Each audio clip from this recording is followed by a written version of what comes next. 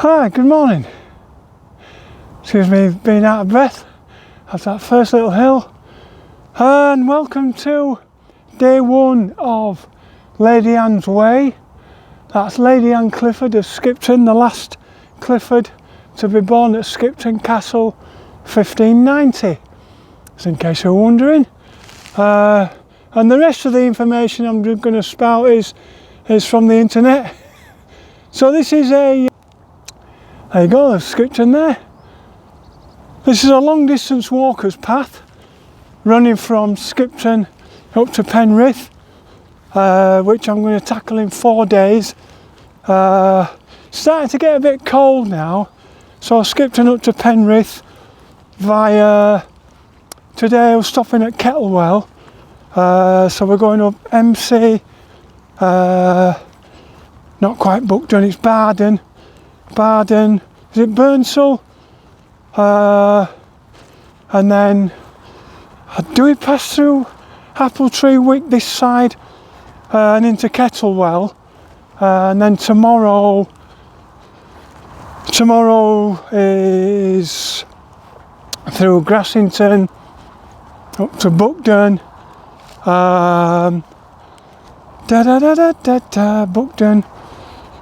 I know I have to finish at Garsdale Head train station, get the train home, and then then next Saturday I will start at Garsdale Head and go up through to Askrigg and stop at Warcop, and then from Warcop the next day up to Appleby and Westmoreland, and finally up to Penrith.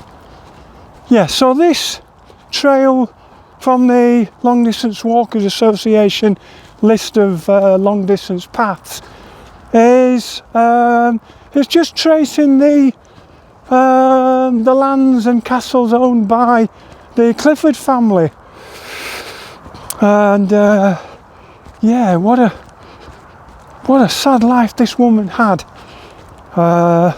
1590 to 1676, so quite a good age for the 17th century, but her father died when she was 15, and her two elder brothers both died before they were 5 years old, which meant that she was the next heir in line to the title. But her father wrote a will out and he says, right, just give her 15 grand and pass the title, the 4th Earl, to his younger brother Francis. So Frank made a right mess of it. Had one elder son, Henry, who became the 5th Earl, and he, I think he squandered it away and made a right mess of things. And meanwhile, the young lass is still contesting through the courts her right to the family title, and everybody's just ignoring her, including King James apparently. And yeah, so it took her, well, some say 40, some say 60 years, 40 years to get her titles back, because, see if I remember, 1643, Henry, the 5th Earl, he died without any heirs, and it still took the court 6 years to give the titles back to, give the lands back to Lady Anne. So yeah, but it's a lovely route, so I thought, go on then. And I've never heard of it, I've never even heard of the Clifford family, but they've got quite a few castles. See if I remember them: Skipton, Brough, Brougham. There's one called Pendragon, and there's one missing. I can't remember. Is it Appleby? No, that's where she's buried. There's one more. You'll have to look it up. Anyway, yeah, it's quite cold this morning. I know my hands are a bit cold, so but it's quite flat now, and the hills tomorrow. Right, cheers then.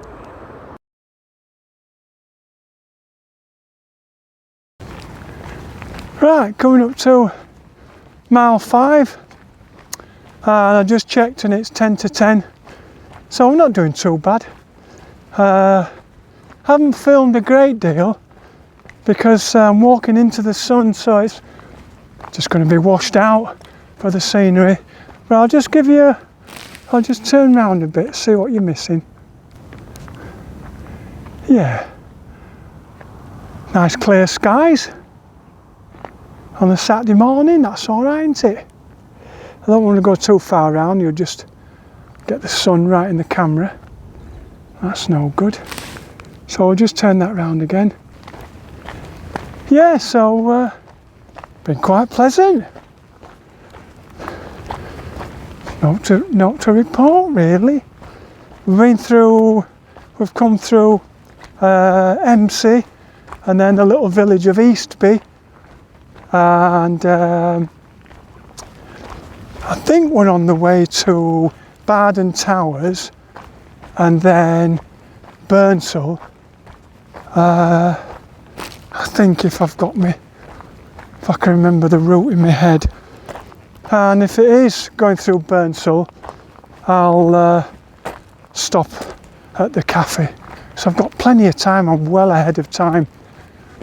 It's not sunset until 7:15. So yeah, that's okay. Plenty of time really. A steady walk.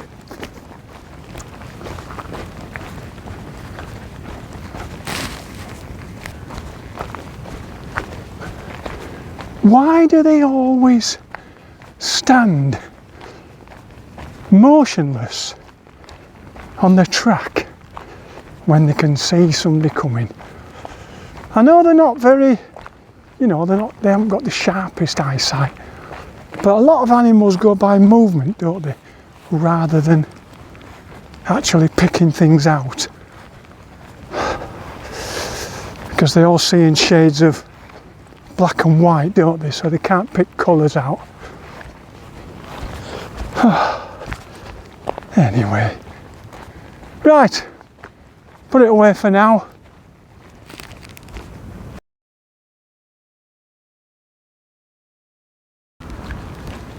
So we're just coming past Barden Towers at mile 8, and it's just approaching 11 o'clock.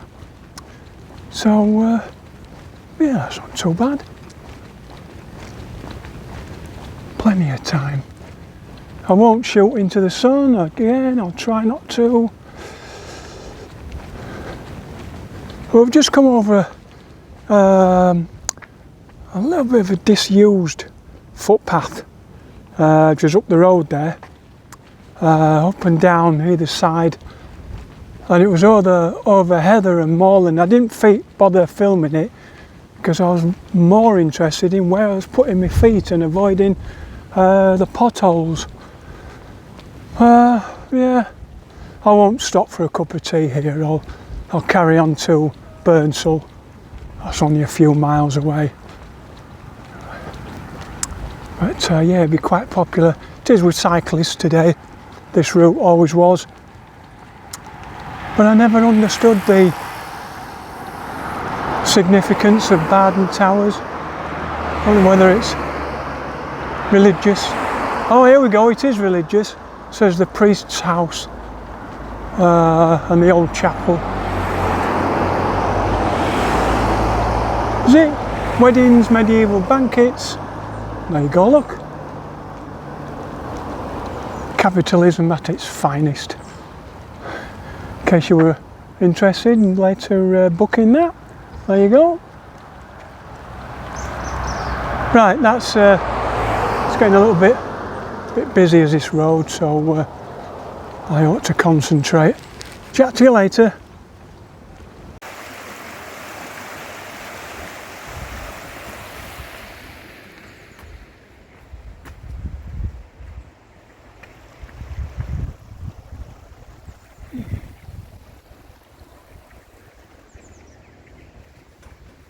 Get out of the way of this car now, as they get a bit annoyed. Can you hear it? Yeah. Okay, this is Burnsall Bridge, and my route goes to the right of the river, but it's about midday, I think, and I'd like to get bacon and tomato sandwich and a cup of tea. Yeah, here's my... Good grief, that's thin. Good job I'm slim. Look at it, watch this. Look at that. To get through there. Oh, that's going to be a laugh. Better not have any cakes with me. Yeah, because that was the walk I took across the other side of the river last month. August, when I did that Abbey's Amble. Yeah. So, a lot of traffic today. Quite busy. Well, there's no public transport to get here, so yeah. Let's just hope the Wharfield Cafe isn't packed. Anyway, I'm really early, so we're over halfway. We've done over 11 miles, and yeah, so I can afford 30 minutes here. Right, look at that, it's a lovely old village, isn't it? Amount of times I've come down here on my bike. Well, we're going back 20 years when this cafe was run by two ladies and one of the ladies' young son, and it was absolutely rammed every time you went in, but you could get served within about 10 minutes. Yeah, nice one. Right, okay then, chat to you soon. Or not. Right, so I've just come out of the Wharfield Cafe under new ownership at Burnsall Bridge. Very busy, but unfortunately there's just got one chef and one lady serving and taking the money and making the teas and coffees. It's not enough. Yeah, there's only a table of 6 in front of me having sandwiches, and my sandwich took 25 minutes. So yeah, bit of a mistake to go in there. I don't know. I'm well up on time, so in that respect, no. But because my blood sugars are a little bit down, I was getting a little bit impatient, waiting, you know, like you do for food. But they need to get themselves at least one more chef and one more waitress. But where from? Where on earth do you get staff unless they're family or friends to come in? And just get myself up and over this stile now. That would be, I think they must have realised that they're working far too hard, because I've seen this before. There used to be a little cafe in Hebden. It was the old Victorian converted school converted into a cafe, and I'm going back 20-25 years, and we called in there one Sunday around about 3 o'clock, and all the tables were rammed with crockery and cutlery, and you could see the mother. She looked like an octopus. Her arms were going that fast, trying to cook all the orders. And there's one little girl who was doing her absolute damnedest to do all the washing up. Also, arms going, you know, really quickly. And then the downfall, the Achilles heel, was the elder sister, who absolutely did not want to be where she was. Yeah, letting the side down, going as slowly as she could.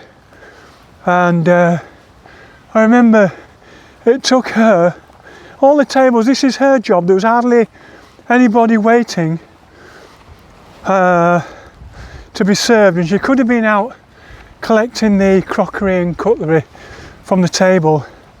It took her 25 minutes to put hot water into a teapot, get a cup and saucer, sugars on the table, and a little pot of milk. Yeah. So yeah, but there you go, family businesses. Now then, where am I going? Besides uphill, I'm going off route here.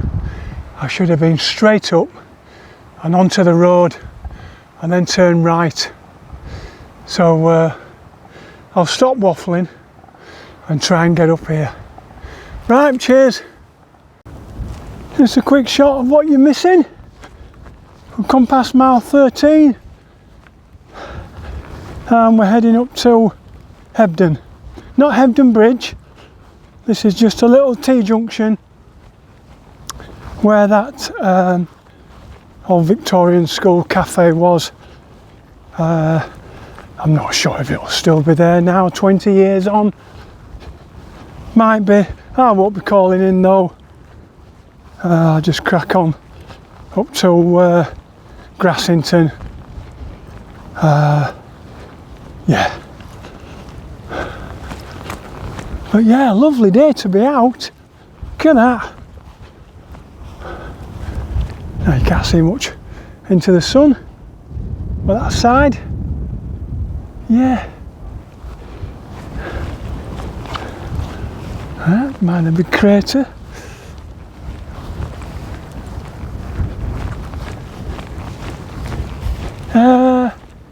Which side of the fence we're going? Either. Mine says right of the fence.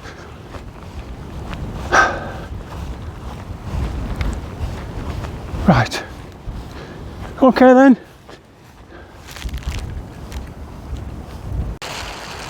This is the Hebden I was talking about before. You can just see there it says 2.5 from Burnsall, 1.5 to Grassington, and 10 3/4 the other way to, no, it's the same way. I must turn right to Skipton. Yeah, Petley Bridge to your left. So we're straight along this road, and that tea shop was down there. But now, of course, sadly, it just looks like a car. Look at that. That just looks like a car park. Ah, that's horrible. Ah, well. That's the nature of things, so I suppose. Right, so we passed through mile 16 at Grassington. I was going to film a bit, but I only pass adjacent to the main street, and it was like Briggate on a Saturday afternoon. If you know Briggate in Leeds, oh, absolutely rammed. So I thought, I don't want people objecting to me filming them, so I just didn't bother. Yeah, but I've only got, I could have taken a shortcut. I saw a sign at the bottom of the hill that said Kettlewell, 5.25 miles along the Dales Way, but this route drops me right onto the campsite, so yeah, so take it up here. It's not too bad. Yeah, so around about 5 miles to go, and yeah, put my tent up. Oh, I hate these little gates. Come on, one-handed. You just try and clip your ankles at the end. Oh, that's nice, isn't it? A lot of these dry stone walls about, I must say. I don't know what that's about. And we are right or left? Come on, Phil. There's a path to your left, which, yep, that's the one Garmin likes. Absolute godsend whoever invented these GPS satellites and made them into a watch so you could receive the satellite signals. I've got 7 aiming at mine, 4 of the Magellan ones, the old Magellan ones, the Garmin, and 3 Ruskies. Can't remember which ones they're, not the Galileo ones. GLONASS, yeah, the Russian ones. Yeah, so shouldn't get lost. But now and again it does freeze, which is annoying, and then reacquires a signal when you're 100 yards off route. But on the whole, I can put up with that. So yeah. If tomorrow's as nice as today, we've cracked it. A little bit further tomorrow, 28 miles to Garsdale Head. Can't remember how hilly it is. I think there's a lot of, no, hang on, we climbed straight away up to Buckden, and my favourite claim to fame, where I got picked up by the air ambulance and flown back to the hospital at Keighley. Yeah, that was 2004, which I chatted about in my last, not my last video, but one of the last ones. Yeah. Right, let's give you a last, well, I'll try and stay out the sun, a last quick spin of that. It's not too bad, is it? Yeah, that's what you're missing today. Oh, you can't see much that side because of the hill. Right, okay. Right, you've heard the expression stupid cow. Well, this is where it comes from. All that room left and right, and where they lie down, right on my path I'm going to take. Thanks, girls, and boys. Yeah. Hey, dear me. So I suppose this is their home, and I'm a guest. Look at that. Not even budged. Oh.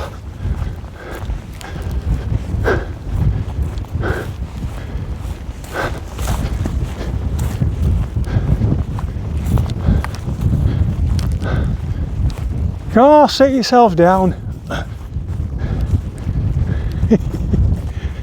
Here we go. See, somebody's nicely come along with a lawnmower.